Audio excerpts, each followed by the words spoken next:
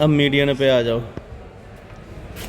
Median में आ जाओगे तो जैसे वहाँ पे कैलकुलेट करते तो वैसे ही मीडियन को।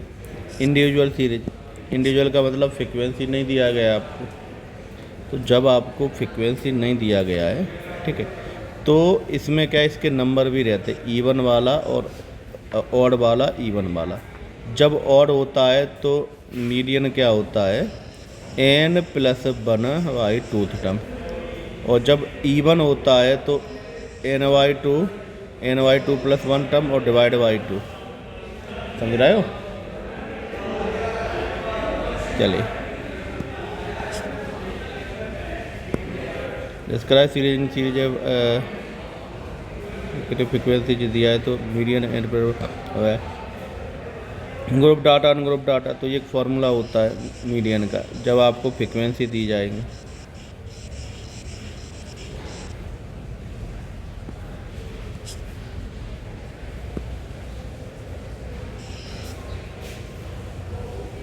लोएस्ट हो जाएगा यहाँ पे,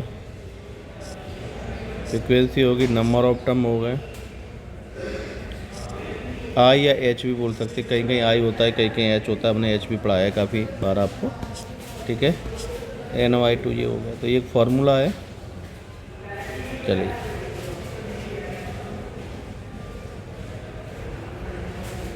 क्वेश्चन नंबर यहाँ पे आ जाते हैं हम सेवंथ। सेवंथ में एक डाटा दिया है तो CF निकालेंगे हम, ठीक। तो ये CF आ गया, आपका डाटा दिया है, CF आ गया। मीडियन निकालना है, CF हो गया। नंबर ऑफ टर्म, तो total number of term count करो कितने हो रहे हैं, 41, ठीक है। ईवन है कि ऑड है, ठीक है, ऑड नंबर है, तो 21th टर्म किस में आ जाएगा, ये आ रहा है।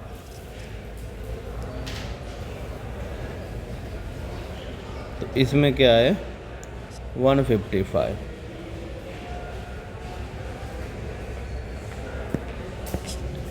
लगभग ये आंसर हो जाएगा आपका। इसमें बोलना है ऑल आइटम 62 42 इक्वल टू, ठीक है, ठीक है। चलिए, the median of set 9 distinct observers, observation दिया है आपको 20.5। इफ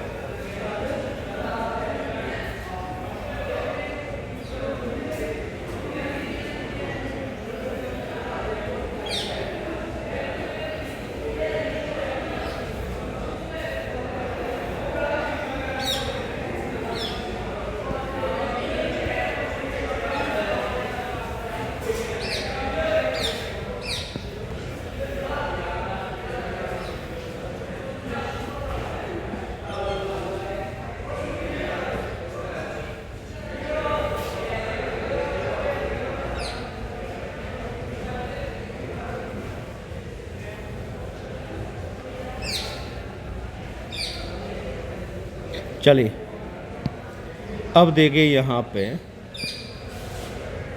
पे आपने ये कर दिया, ठीक है। अब हम आ जाते हैं क्वेश्चन नंबर 8 पे, ठीक है। 8 में क्या गया, इतना है, each large for observation set increase by 2 median. देखो, मीडियन क्या है, अगर 9 ऑब्जर्वेशन है तो 5th वाला होगा सबसे बड़ा। तो अगर आप स्टार्टिंग के 4 में अगर कुछ भी बढ़ा रहे हो या लास्ट के 4 में कुछ भी बढ़ा रहे हो, घटा रहे हो, तो क्वेश्चन में कोई फ़र्क नहीं पड़ेगा, क्योंकि नंबर 5th वाला है वो ही आपका मीडियन है। समझ रहे हो? 5th वाला मीडियन है, तो पहले नंबर में इंक्रीजिंग डिक्रीजिंग करो या बाद के नंबर में इंक्रीजिंग डिक्रीजिंग करो, कोई फ़र्क नहीं पड़ रहा है। 5 वाले 5th टर्म में कर रहे हो कि नहीं कर रहे हो। अगर आप 5th टर्म में कर रहे हैं तो क्वेश्चन में फ़र्क पड़ेगा, नहीं कर रहे तो नहीं पड़ेगा। तो इसमें क्या हो जाएगा आंसर आपका, ये सीधा डी हो जाएगा। क्लियर हुआ? चलिए, अब 9 पे आ जाओ, मार्क्स और नंबर ऑफ स्टूडेंट, ये आपको दिया, निकालना क्या है, मीडियन निकालना है, ठीक है। क्लास इंटरवल दिया तो फ्रिक्वेंसी निकाल ली तो ये टेबल तक क्लियर आ जाए। तो आपके नंबर ऑफ टर्म ये है, ठीक है। तो इसमें क्या होगा, n+1/2, तो ये आ जाएगा 80, समझ रहे हो, 80 आ गया। तो 80 होगा इसमें, इसको बोलते हैं मीडियन क्लास, ठीक है। मीडियन क्लास ये हो गया। अब मीडियन क्लास का ये तो f होता है, ये आपका h होता है, ये वाला लोएस्ट लिमिट h या i जो भी है, और ये आपका होता है CF। xi भी निकालना था, वो 35 हो जाएगा, ठीक है। अब फॉर्मूला क्या होता है, फॉर्मूला होता है आपका मीडियन का L+ny2 माइनस CF, C लिखो कैपिटल CF इंटू F और इंटू H। L कितना है 30, तो 50/2 कितना आ जाएगा, कुछ पॉइंट में आएगा। तो ये हो गया 80 हो जाए 79.5 माइनस 50/45 इंटू 10, 30 + 295/45, टोटल आ गया 60.55, या इसको ऐसे भी लिख सकते हो 30.655, जोड़ोगे 36.55, आंसर हो गया आपका। क्लियर हुआ ये, चलिए।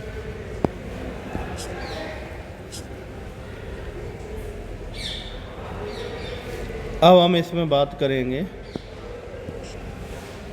मॉड की बात करेंगे, ठीक है। तो मॉड में क्या होता है, मॉड और model value of distribution, that is maximum, जिसकी मैक्सिमम वैल्यू होती है उसी को हम क्या लेते हैं, मॉड लेते हैं, ठीक है। तो फॉर्मूला ये आ गया आपका, ये वाला L1 F1 F0 2 F1 F0 F2 into I लिखो या H लिखो, ठीक है। L क्या है, लोएस्ट लिमिट है आपकी मॉडल क्लास की, ठीक है। F1 frequency of model class, F0 frequency of class, percentage preceding modular, F2 succeeding, और H हो गया मॉडुलस की हाइट, ठीक है। Symmetric distribution. अब इसमें क्या होगा, सबसे बड़ी कौन है, ये हो गया आपका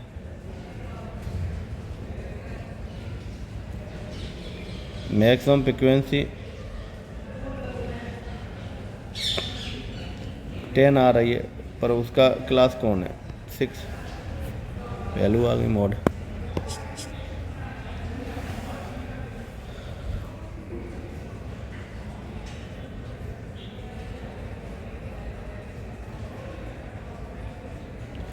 ठीक है, सबसे बड़ा रहता है, हिस्टोग्राम से ही निकालते हैं, आपने देखा होगा ना, इस तरह से छोटा कर दिया, बड़ा कर दिया, और बड़ा कर दिया, इससे बीच का कर दिया, इस तरह से हिस्टोग्राम बनता है, ऐसे भी देख सकते हो आप।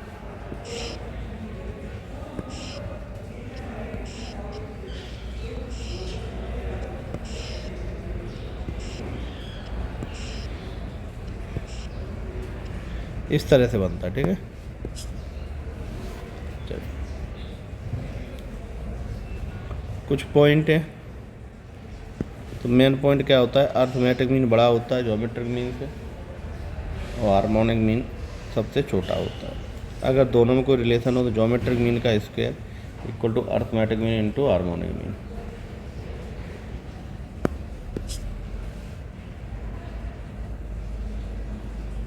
पाई ग्राफ से भी बनाते हैं यहाँ पे, ठीक है। तो यहाँ पे रिलेशन क्या होता है, मॉड मीडियन और मीन में, mode equal to 3 median into -2 mean, mode equal to, ठीक है, 3 मीडियन माइनस, ठीक है, तो 2 मीन होगा। तो इसका आपका यही होगा। क्लियर? चलिए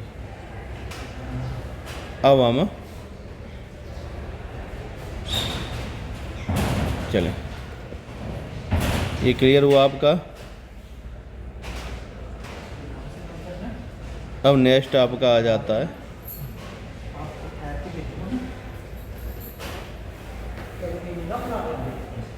चलिए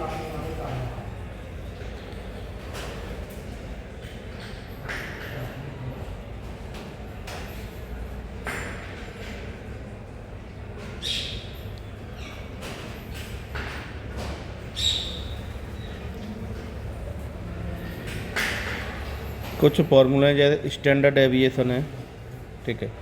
तो standard deviation from individual series, जब भी इसमें कोई भी फ्रीक्वेंसी नहीं है, ठीक है, तो फ्रीक्वेंसी नहीं है तो आपका ये वाला हो जाएगा क्वेश्चन, ठीक है। अगर फ्रीक्वेंसी नहीं दिया, फ्रीक्वेंसी दिया है तो ये हो जाएगा, ठीक है।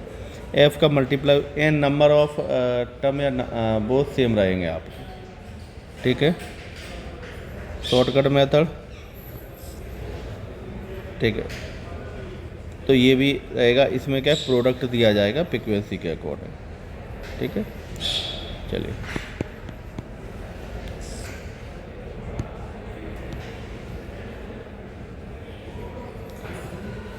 वेरिएंस, ठीक है। तो ये भी कभी कभी आता है coefficient of standard deviation and variance, ठीक है। तो ये फॉर्मूला भी है, इसको भी आप याद कर लेना। इसको डायरेक्ट फार्मूला आता है और कुछ फार्मूला बेस्ड डायरेक्ट क्वेश्चन भी रहते हैं, ठीक है। चलिए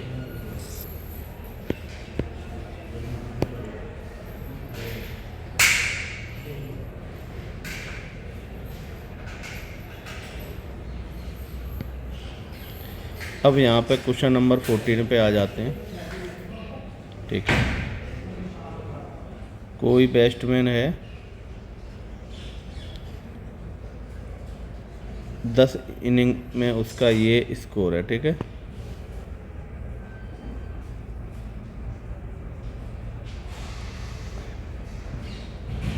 तो आपको मीन डेविएशन निकालना है। तो मीन डेविएशन के लिए सबसे पहले हमको क्या मीडियन निकालनी पड़े, तो इवन टर्म और टर्म वो निकालने पड़ेंगे। तो अगर नंबर ऑफ टर्म 10 है तो ये क्या है, इवन है। इवन होगा तो मिडिल टर्म का 2 का सम और डिवाइड बाई 2 होगा, ठीक है। तो इसका निकल के आ गया आपका 47 मीन।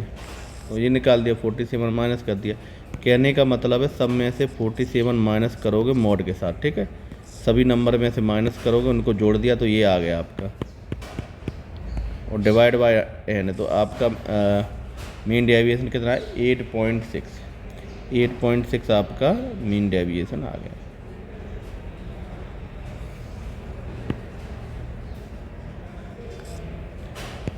चलिए अब आ जाओ 15 पे।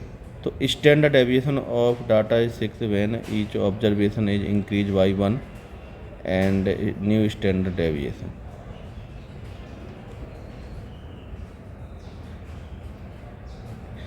तो standard and variation not change, ये कभी भी चेंज होते ही नहीं है, समझ रहे हो।